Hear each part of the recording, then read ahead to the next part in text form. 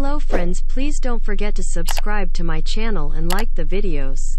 Thank you for your support. 2021 BMW M5 Competition highs. From luxury sedan to Hellion at the touch of a button. Rear drive mode, 10.8-second quarter. Lows.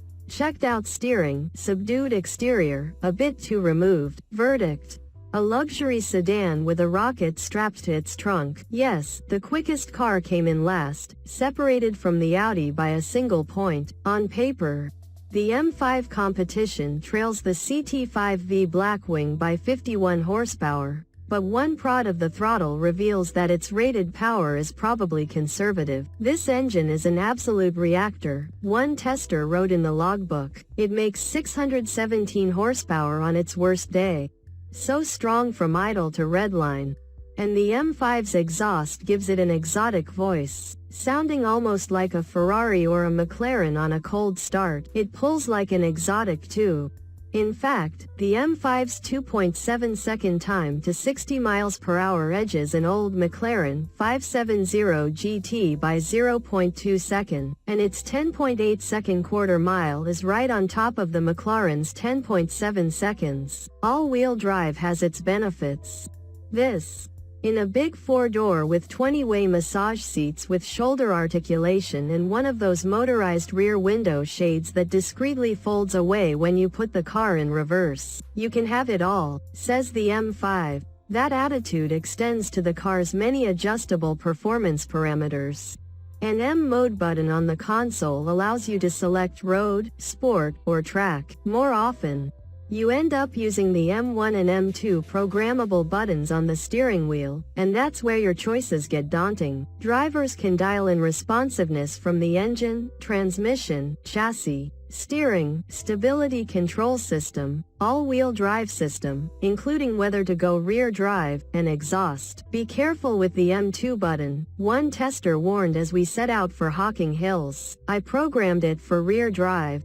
Good to know. On the sinuous roads of our Hocking Hills loop, we put most of the systems in Sport Plus mode to ascertain whether the M5 can fully hulk out and transform itself from sedate luxury cruiser to back road assassin at the touch of a button. Answer: almost. With the exhaust in its louder setting, you can feel the pulses through the center armrest. The 8-speed automatic transmission goes clairvoyant, picking the perfect gear for any corner and shifting with near dual-clutch quickness. The engine, as always, dominates the car's personality. Straightaways evaporate like a drop of water hitting a hot skillet.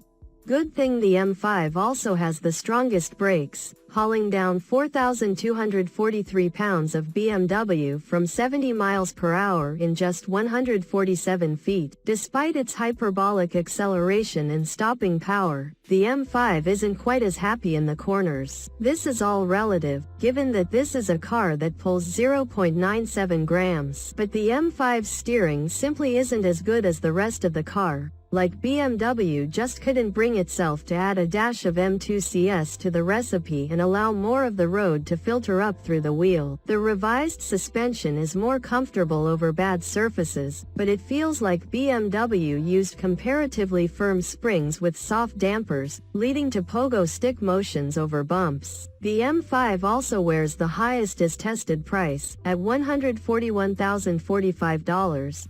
For that kind of money, maybe they'd let you buy Wicked Twister and set it up behind your house. Just spitballing. 2021 Audi RS7 highs. Beautiful design inside and out, nimble for its size, accessible performance. Lows.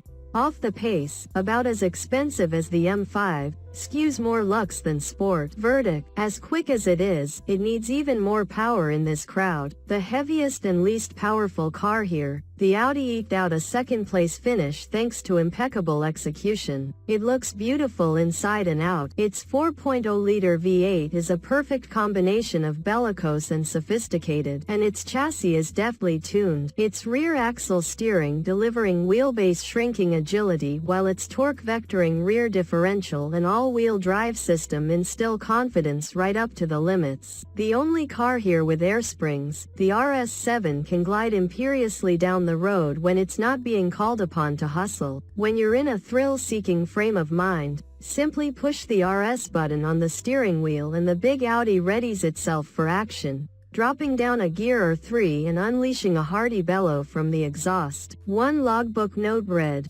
"On a long corner, the -G meter read 0.93 grams with the tires howling, but the car was totally confident and composed." Another said the RS7 drives a lot smaller than it is thanks to the chassis technology. "Our skid pad testing revealed a limit of 0.95 grams, the lowest in the group, but you can use all of that grip." Testing revealed a 3.0 second time to 60. Good for second place, and an 11.3 second quarter at 121 miles per hour. And yet, the RS7 doesn't seem that quick out on the road. Its 5 to 60 mph time, 4.3 seconds, underscores the effects of turbo lag. The Audi leverages its traction off the line, but this is a 4,877-pound car with a horsepower number that begins with a 5. At 100 miles per hour, the M5 has a 1.2 second lead, and the Caddy has overcome its traction deficit to pull ahead by 0.3 seconds. The numbers bear out the impression that the RS7 is playing a different game from the M5 and Blackwing. It's slightly more reserved and refined, polished in every way, a vehicle you'd happily drive every day for the next 10 years or 200,000 miles. "Such an enjoyable car," read one RS7 comment. "More luxury than hardcore but plenty alive." The interior is sophisticated, simple, and easy to use with some exposure. But in this group, the RS7 feels almost like a stepping stone to another model, something with 700 horsepower and even more attitude. Lacking an RS7 RS, we'll just have to be content with an everyday all-wheel drive hatchback that can hit 170 miles per hour during a television commercial break. 2022 Cadillac CT5-V Blackwing highs. Instant supercharged responses, best steering, lowest price. Lows. Thirstiest, some crummy interior materials. This one didn't have the manual. Verdict, a 4-door race car that's fun at any speed. Everyone loves the Blackwing, the most visceral car here. You don't need to push a button to access the CT5V's rowdy side. It's always there, sometimes lurking just below the surface and sometimes blasting through the wall like the Kool-Aid Man. 1 cam, 668 horsepower. Oh yeah. Of course, there is a V button on the steering wheel. It affects less of a personality change than the RS and M buttons in the other cars, simply because the Caddy is a bundle of aggression by default. It's the lightest, the most powerful, the loudest at wide open throttle. It pulled 1.01 Gs on the skid pad. It's the sole car in this group to offer a manual transmission, and auto is tested here, and it's the least expensive, costing $35,380 less than the BMW. The Blackwing never lets you forget what it is. It's the only one with a top dead center stripe on the steering wheel, but it's not obnoxious about it. It can calm down, smother the bumps, even give you a little driver's seat back massage. Not as good as the BMWs, but please. Then you drop the hammer and it erupts. In the lower gears, the supercharged 6.2-liter V8 doesn't seem to reverence so much as explode. Mat the throttle and unleash an 85 decibel BRAAPPP. Suddenly you are doing 100 miles per hour, with no lag and instant reactions from the throttle and 10-speed automatic transmission. The CT5 trashed even the mighty M5 in both 30 to 50 mph and 50 to 70 mph passing tests. The M5 and RS7 have all-wheel drive traction off the line, but the Blackwing doesn't take long to assert its horsepower. At the quarter mile, dispatched in 11.4 seconds, the Caddy's 128 mph trap speed is just behind the M5's 130 miles per hour. The CT5's logbook was filled with praise. The Blackwing was clearly developed by people who care about cars. One entry reads, "Dynamically, it's near perfection. The ride control is amazing.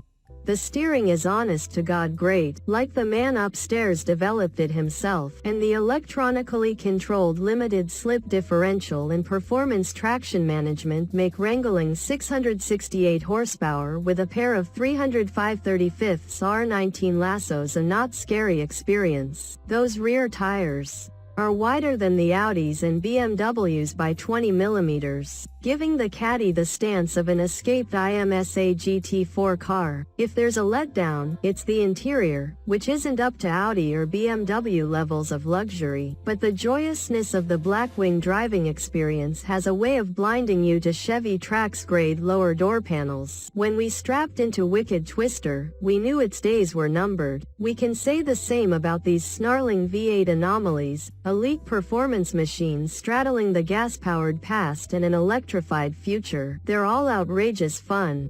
But the Cadillac is the car we'll reminisce about decades from now. Maybe Cedar Point should replace Wicked Twister with a track and a CT5-V Blackwing. We'd be willing to wait in line for that.